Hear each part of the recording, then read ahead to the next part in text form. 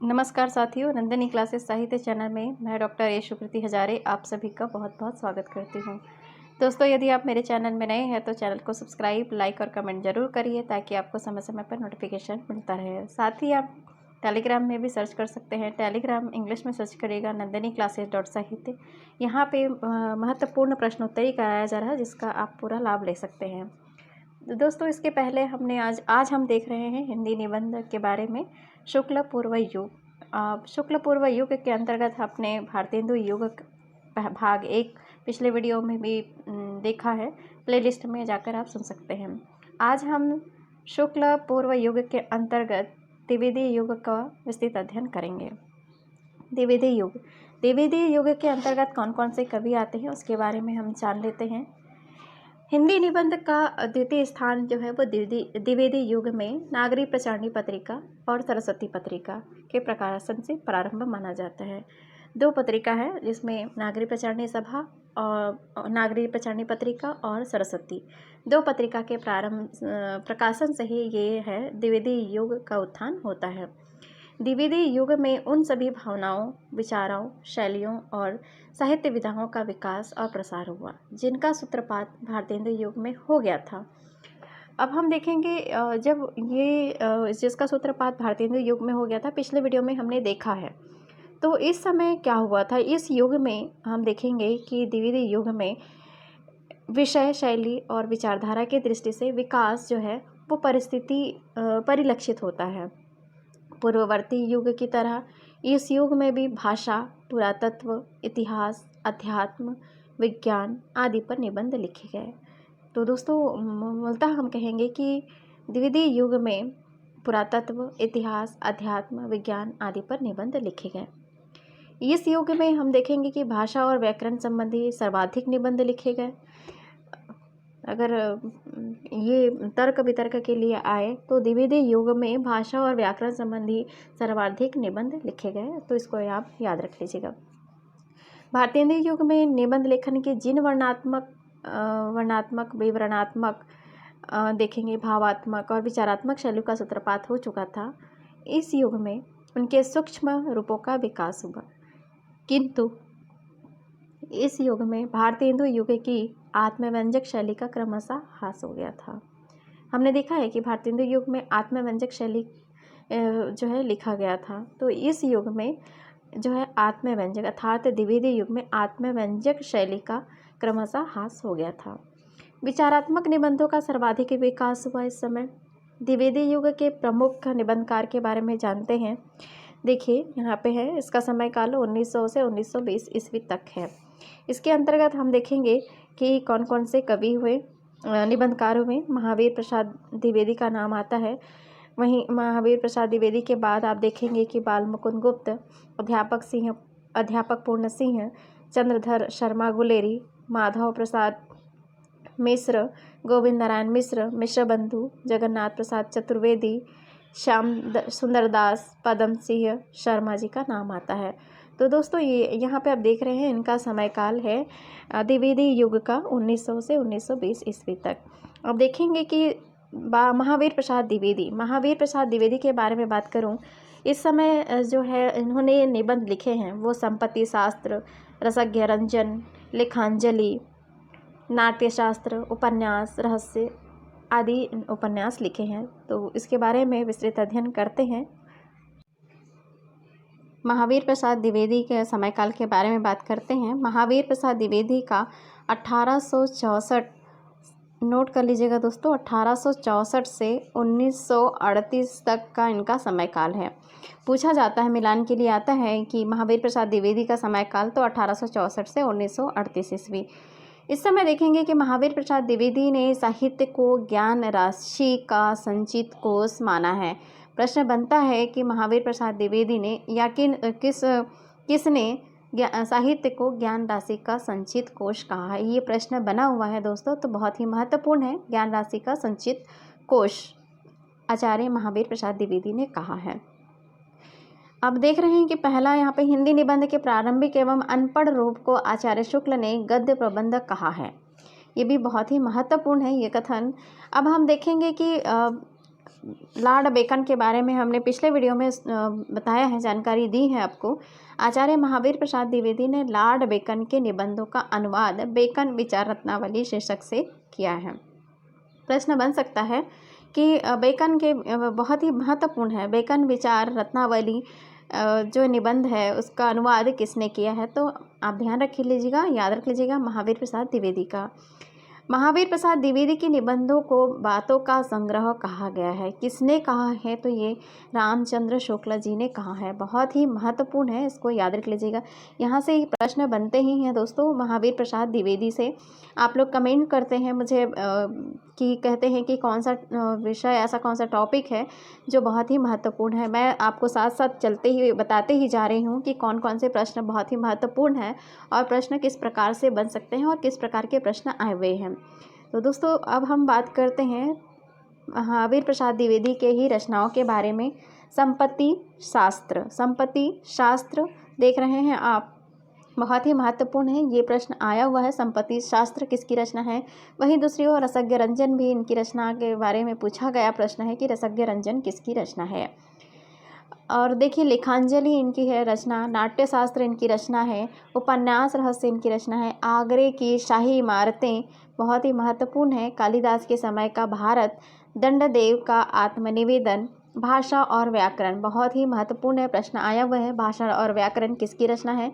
वहीं कवि और कविता भी रचना पूछा गया है, महाकवि माघ का प्रभाव वर्णन, दमयंती का चंद्रोपालंभ, ये भी रचना देखिए बहुत ही महत्वपूर्ण है।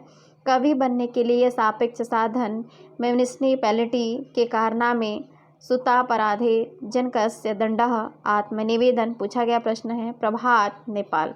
इस तरह से महावीर प्रसाद द्विवेदी की रचनाएं हैं। अब हम बात कर लेते हैं महावीर प्रसाद द्विवेदी किस तरह के निबंधकार हैं। महावीर प्रसाद द्विवेदी के बहुसंख्यक निबंध जो है वो परिचयात्मक या आलोचनात्मक टिप्पणियों के रूप में लिखा गया है। कई बार तर्क वितर्क के लिए प्रश्न आते हैं, तो इसलिए बहुत विस्तृत रूप से अध्ययन करना बहुत आवश्यक है।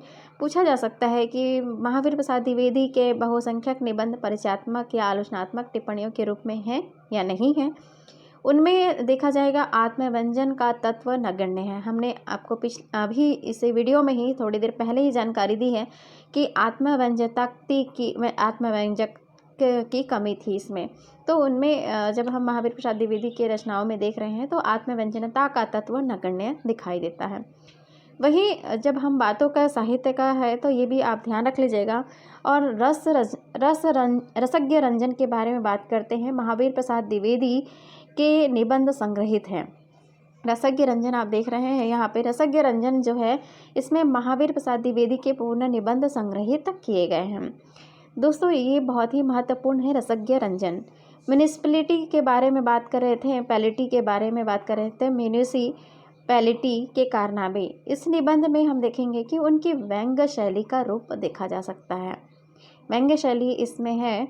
और कवि और कविता की बात कर रहे थे, कवि और कविता, जिसमें आप देखेंगे कि उन्होंने उस रचनाओं में क्या लिखा है। तो द्विवेदी जी का एक समीक्षात्मक निबंध है। प्रश्न तर्क वितर्क के लिए भी बन सकता है, क्या द्विवेदी जी का जो है कवि और कविता जो निबंध है वो किस प्रकार का निबंध है। तो समीक्षात्मक निबंध है, इसको आप याद रख लीजिएगा, बहुत ही महत्वपूर्ण है समीक्षात्मक निबंध के बारे में जानकारी। अब हम बात कर रहे हैं बेकन विचार रत्नावली के बाद शीर्षक से उन्होंने तो महावीर प्रसाद द्विवेदी ने प्रकाशित ही करवाया था। वहीं काशी नागरी प्रचारणी सभा ने महावीर प्रसाद द्विवेदी को साहित्य सेवा से प्रभावित होकर, आप देख रहे हैं कि आचार्य महावीर प्रसाद द्विवेदी के नाम के आगे आचार्य लिखा गया है। ठीक है दोस्तों, आचार्य लिखा गया है। तो यहाँ पे आप देखेंगे कि आचार्य जो है किस तरह से इनके रचनाओं को, मतलब काशी नागरी प्रचारणी सभा ने महावीर प्रसाद द्विवेदी को साहित्य सेवा से प्रभावित होकर, क्योंकि उन्होंने देखा है कि किस तरह से साहित्य लिखा है और साहित्य सेवा से प्रभावित होकर ही आचार्य की उपाधि प्रदान की है। तो ये रहा महावीर प्रसाद द्विवेदी के रचनाओं के बारे में। अब हम बात करते हैं इनके बाल मुकुंद गुप्त की रचनाओं के बारे में। बाल मुकुंद गुप्त के बारे में बात करते हैं। इनका समय काल सबसे बहुत ही महत्वपूर्ण है, 1865 से 1931। 1865 से 1931 के बारे में बात कर 1865 से 1907 है दोस्तों, 1907, इसको याद रख लीजिएगा, 1865 से 1907। और वहीं महावीर प्रसाद द्विवेदी के बारे में बात कर रहे थे तो एक वर्ष पहले 1864 से 1938। बाल मुकुंद गुप्त के बारे में बात करते हैं। बाल मुकुंद गुप्त की रचनाओं में हम देखेंगे कि गुप्त ने महावीर प्रसाद द्विवेदी के निबंध भाषा और व्याकरण, हमने देखा है इनकी रचना कौन सी थी, भाषा और व्याकरण, जो कि मैंने आपको बताया है कि बहुत ही महत्वपूर्ण है। भाषा और व्याकरण से जब महावीर प्रसाद द्विवेदी के निबंध को बाबू बाल मुकुंद गुप्त ने कहा है, कहते हैं, आलोचना करते हैं कि अनिस्थिरता शब्द को लेकर उनकी आलोचना आत्माराम ने से की है। तो दोस्तों ये इसको याद रख लीजिएगा, भाषा और व्याकरण से अनिस्थिरता शब्द को लेकर उनकी आलोचना आत्माराम से की है। वहीं आप बात करेंगे कुछ पत्रिकाओं में भी इनकी रचनाएं जो है प्रकाशित होती रही हैं। आप देखेंगे बाल मुकुंद गुप्त के जवाब में महावीर प्रसाद द्विवेदी जवाब देते हैं। बाल मुकुंद गुप्त ने जिस तरह से कहा है अनिस्थिरता को, उन्होंने क्या कहा था कि ये कहा था, अनिस्थिरता की बातें कही थी कि उनके साहित्य में अनिस्थिरता है। तो उसका जवाब महावीर प्रसाद द्विवेदी ने कहा है, सरगो नरक ठिकाना नहीं शीर्षक निबंध से उन्होंने कुल्लू अलहित नाम से लिखा है। तो बहुत ही महत्वपूर्ण है, ये प्रश्न कई बार बना है कि सरगो नरक ठिकाना नहीं है शीर्षक किसकी रचना है, तो ये महावीर प्रसाद द्विवेदी जी के निबंध का संग्रह है। बाल मुकुंद गुप्त ने सन 1904-1905 में भारत मित्र शिव शंभू का चिट्ठा, आपने देखा है शिव शंभू का चिट्ठा, जो उसका समय काल है 1904 से 1905। इसमें भारत मित्र पत्रिका याद रख लीजिएगा दोस्तों, भारत मित्र में शिव शंभू का चिट्ठा जो है नाम से तत्कालीन गवर्नर जनरल उस समय लॉर्ड कर्जन को संबोधित करके निबंध लिखा गया है। बहुत ही महत्वपूर्ण प्रश्न है, शिव शंभू का चिट्ठा में किसको संबोधित किया गया है, तो बाल मुकुंद गुप्त ने लॉर्ड कर्जन को संबोधित करते हुए निबंध लिखा है।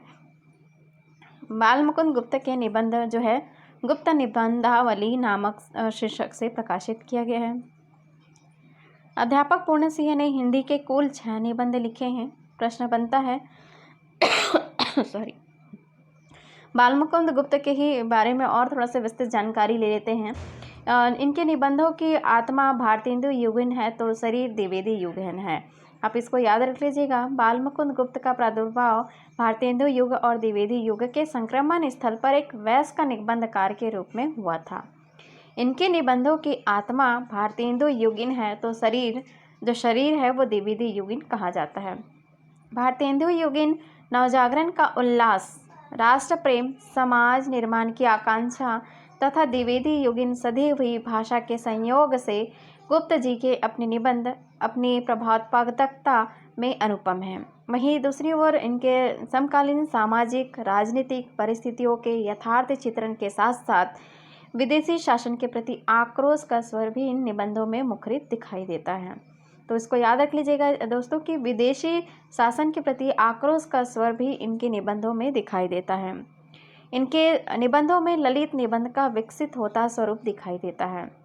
श्री बाल मुकुंद गुप्त का शिव शंभू के चिट्ठे के बारे में बात कर रहे थे, और चिट्ठे और खत इनकी निबंधकार हैं जो कि बाल मुकुंद गुप्त के प्रसिद्ध निबंध हैं। 2 ऐसे निबंध हैं जो कि बहुत ही प्रसिद्ध हुए हैं, शिव शंभू के चिट्ठे और खत। सन 1904 और 5 के बारे में मैंने बताया है जो कि बहुत ही महत्वपूर्ण है, जिसमें चिट्ठे लिखे हैं। लॉर्ड कर्जन के बारे में बात की है जिसमें उन्होंने चिट्ठे कहकर करते हुए चिट्ठे लिखे हैं, है ना, मतलब संबोधित करते हुए चिट्ठे लिखे हैं। बनाम लॉर्ड कर्जन के बारे में बात कर रहे थे, इसमें विदाई संभाषण आदि उनके ऐसे प्रसिद्ध निबंध हैं। इन निबंधों में हम देखेंगे कि देशभक्ति की भावना तथा गहरी विचारात्मकता का समावेश दिखाई देता है।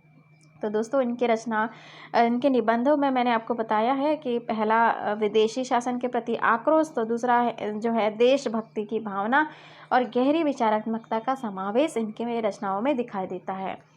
आत्माराम के बारे में बात करते हैं। बाल मुकुंद गुप्त ने आत्माराम नाम से भी महावीर प्रसाद द्विवेदी के निबंध जो है भाषा और व्याकरण में अनिस्थिर शब्द की आलोचना की थी। मैंने इसको आपको बताया है तो इसको याद रख लीजिएगा। ये रिपीट इसलिए हो रहा है दोस्तों क्योंकि ये बहुत ही महत्वपूर्ण है, इसलिए मैं इसको बार बार आपको वीडियो में बता रही हूँ। अनिस्था शब्द जो है, अनिस्थिरता शब्द जो लिया है वो विवाद में गोविंद नारायण मिश्र ने हिंदी बंगवासी आत्माराम की टेटे, आप जानते होंगे, आत्माराम की टेटे नामक निबंध लिखकर महावीर प्रसाद द्विवेदी का समर्थन कर दिया। प्रश्न बहुत ही महत्वपूर्ण है कि किसने महावीर प्रसाद द्विवेदी के निबंध लिखकर समर्थन किया है, तो इसको याद रख लीजिएगा। किसने किया है, तो गोविंद नारायण मिश्र जी। इसको याद रख लीजिएगा, गोविंद नारायण मिश्र जी का निबंध को मतलब गोविंद नारायण मिश्र ने आत्माराम की टेटे निबंध लिखकर उन्होंने महावीर प्रसाद द्विवेदी का समर्थन किया है। आचार्य महावीर प्रसाद द्विवेदी के बारे में बालमुकुंद गुप्त लिखते हैं, अच्छी हिंदी बस एक ही व्यक्ति लिखता था। बहुत ही महत्वपूर्ण है, अच्छी हिंदी बस एक ही व्यक्ति लिखता था। ये कथन कई बार पूछा गया प्रश्न है, ये assistant professor net set TGT PGT प्रश्न में ये पूछा जाता है। तो दोस्तों इसको याद रख लीजिएगा, अच्छी हिंदी बस एक ही व्यक्ति लिखता था, महावीर प्रसाद द्विवेदी ने बालमुकुंद गुप्त के बारे में कहा है। वे अपनी निबंध शैली और शिल्प में व्यंग्यात्मक मुद्रा अपनाते थे, लेकिन अपने आंतरिक स्वरूप का मूल्य परक है और पूरी तरह से आत्माभिव्यंजक है। चुटीले और पैने व्यंग्यों के माध्यम से गुप्त जी की भाषा शैली अत्यंत सामर्थ्यवान बन गई थी। अब हम देखेंगे इनकी रचनाओं के बारे में। देखिए, बालमुकुंद गुप्त की उक्ति है, बड़ी धूम से टेसू आए, लड़के लाठी साथ लगाए, होगा दिल्ली में दरबार, सुनकर चौंक पड़ा संसार।